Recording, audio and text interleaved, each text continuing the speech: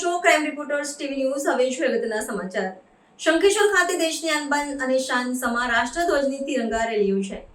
દેશભરમાં રાષ્ટ્રીય તહેવાર 15મી ઓગસ્ટનો દિવસે સરકારી કચેરીઓ, સ્કૂલો, કોલેજો જેવા સ્થળોએ આ દિવસની સામૂહિક ઉજવણી કરવામાં આવતી હોય છે.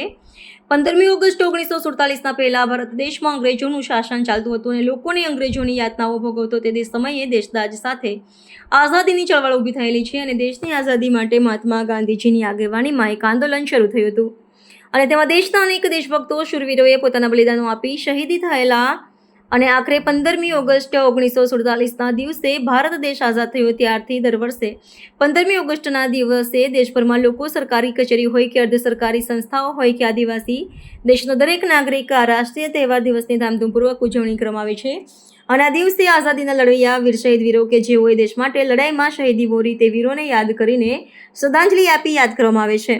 આવા ગૌરવવંત દિવસની યાદ અપાવતી તિરંગા રેલી શંખેશ્વર ખાતે ગત સોમવારના રોજ પ્રદેશ ભાજપ મહિલા મોરચાના પુષ્પાબેન ઠાકોરની અધ્યક્ષતામાં પીસી પ્રજાપતિ વિદ્યાલયથી જહાજ મંદિર સુધી દેશના આન અને શાન સમા રાષ્ટ્રધ્વજ તિરંગા રેલી યોજાઈ હતી.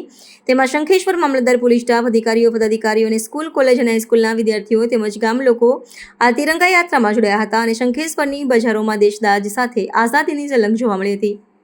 રિપોર્ટર ગુગાજી ઠાકોર.